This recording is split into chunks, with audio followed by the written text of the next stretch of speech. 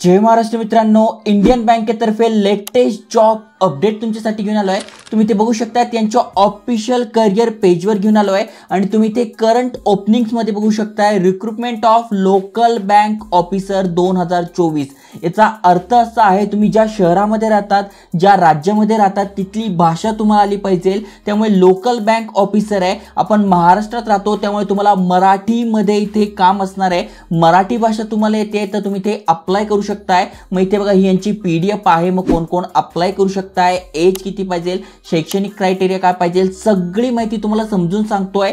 Golden opportunity आहे, बँकेत job आहे, त्यात लोकल लँग्वेज तुम्हाला आली पाहिजे आणि अप्लाय कसं करायचं ते पण मी तुम्हाला समजून सांगतोय। त्यामुळे व्हिडिओ पूर्ण बघा। चॅनलवर नवीन असाल, आयकॉनिक मराठी चॅनल सबस्क्राइब केलं नसेल तर करून ठेवा, कारण की नवीन नवीन अपडेट झाले, वर्क फ्रॉम होम जॉब झाले, गव्हर्नमेंट सोबत काम करायची संधी झाली, बिझनेस आयडिया झाले, भरपूर सारे व्हिडिओ आणतोय। नक्की सबस्क्राइब करा। चला तर बघूया डिटेल मध्ये।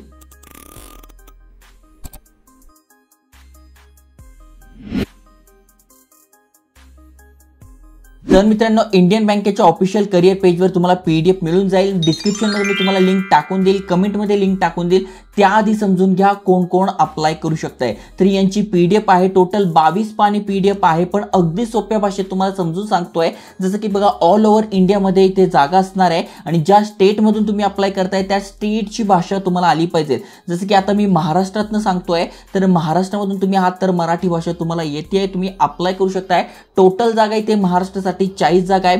40 जागा कमी जरी वाटत असेल तर संधी चांगली आहे, कारण की सॅलरी ती खूप चांगली मिळते। 85,920 रुपये सॅलरी मिळते, ज्यामध्ये डीए झालं, सीसीए झालं, एचआरए झालं, त्यानंतर भरपूर सारे अलाउन्सेस झाले। हे सगळे बेनिफिट तुम्हाला मिळतात। ओके, आणि तुम्ही ते बघू शकणार आहात, कास्ट नुसार सुद्धा इथे दिलंय कोणासाठी किती जागा, म्हणजे ओबीसी साठी किती आहे, एससी साठी किती आहे, एसटी साठी किती आहे, ईडब्ल्यूएस साठी किती आहे, जनरल साठी किती आहे, हे तुम्ही ते बघू शकणार आहात। फॉर्म भरणं सुरू झालंय 13/8/2024 पासून 2/9/2024 पर्यंत, म्हणजे 2 सप्टेंबर पर्यंत आपण इथे फी पेमेंट करू शकतोय। ओके, ऍप्लिकेशन करू शकतोय।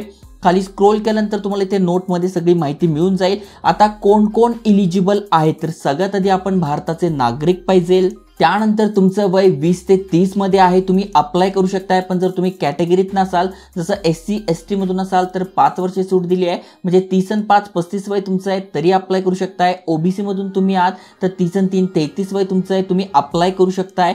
त्यानंतर तुम्ही पीडब्ल्यूडी कॅन्डिडेट आहात तर 10 वर्षे सूट दिली आहे। तर अशा प्रकारे तुम्हाला एज कॅल्क्युलेट करून घ्यायचे। एज आणि एज्युकेशन तुमचं कधी कॅल्क्युलेट होणार आहे तर तुम्ही ते बघू शकताय, 1/7/2024 रोजी तुमचं हे कॅल्क्युलेट होणार आहे। त्यानंतर सगळ्यात महत्त्वाचा पॉइंट मध्ये सिलेक्शन कसं होणार आहे, तर शॉर्टलिस्टिंग ऑफ ऍप्लिकेशन, म्हणजे तुम्ही जे पण फॉर्म भरणार आहे ते शॉर्टलिस्टेड केले जाणार आहे आणि त्यानंतर तुमची रिटर्न ऑनलाईन टेस्ट इथे होणार आहे, ज्याच्यामध्ये तुमचा इंटरव्ह्यू असणार आहे। जसं की तुम्ही ते बघू शकणार आहात, कुठले कुठले सब्जेक्ट आहे, किती मिनिटं मिळणार आहे, म्हणजे रिझनिंग अँड कम्प्युटर ऍप्टिट्यूड यासाठी 45 प्रश्न 60 मार्कासाठी, हिंदी किंवा इंग्लिशमध्ये तुम्ही एक्झाम देऊ शकताय, 60 मिनिटं मिळणार आहे।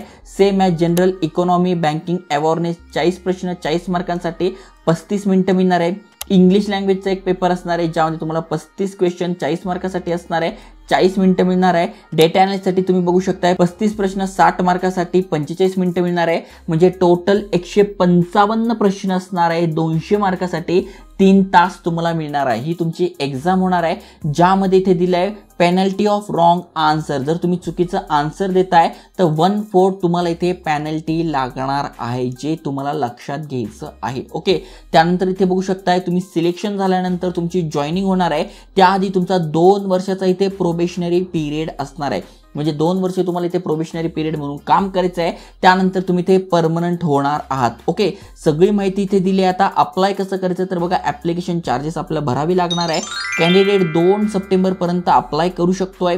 खाली स्क्रोल केल्यानंतर कुठल्या कुठल्या गोष्टी तुम्हाला फॉर्म भरताना लक्षात घ्यायचे आहेत ते पण दिले आहे। आणि अजून एक महत्त्वाची गोष्ट म्हणजे इथे फी पण आहे, 175 रुपये तुम्हाला इथे फी भरायची आहे जर का तुम्ही एससी एसटी पीडब्ल्यूडी कॅन्डिडेट आहात, आणि 1000 रुपये फी भरायची आहे जर का तुम्ही जनरल किंवा अदर कॅटेगरीतनं आहात। तर 1000 रुपये खूप जास्त फी आहे, 40च जागा आहे, पण पोस्ट चांगली आहे, बँक चांगली आहे, सॅलरी चांगली आहे, बाकीच्या सगळ्या गोष्टी चांगल्या आहेत. जर तुम्ही रेग्युलर अभ्यास करत असाल, तुम्हाला स्वतःवर कॉन्फिडन्स असेल, तर नक्की तुम्ही या संधीचा फायदा घेतला पाहिजे. ओके, आता अप्लाय करायची लिंक पण तुम्हाला डिस्क्रिप्शनमध्ये टाकून देईल, जसं की तुम्ही ते सगळ्या डिटेल्स बघू शकताय. जस्ट तुम्हाला क्लिक हिअर फॉर रजिस्ट्रेशन, इथून तुम्हाला रजिस्ट्रेशन करून घ्यायचं आहे IBPS वेबसाईटवर आणि तुम्ही फॉर्म भरू शकता. ऑलरेडी तुमचं अकाउंट आहे तर तुमचा रजिस्ट्रेशन नंबर, पासवर्ड, कॅप्चा टाकून सबमिट करा. तुम्हाला कळत नसेल अप्लाय कसं करायचं तर हाऊ टू अप्लाय ही तुम्हाला PDF मिळून जाईल. या PDF मध्ये सगळी माहिती दिली आहे अप्लाय कसं करायचं. तर जे पण तुमचे मित्र आहेत त्यांच्यासोबत नक्की शेअर करा, कारण की ते फक्त तुमची डिग्री झालेली आहे इन एनी डिसिप्लिन, कुठल्याही शाखेतनं तुम्ही ग्रॅज्युएट आहात, तुम्ही सगळे अप्लाय करू शकताय. त्यामुळे जास्तीत जास्त शेअर करा, चॅनल सबस्क्राईब करा. जय हिंद, जय महाराष्ट्र.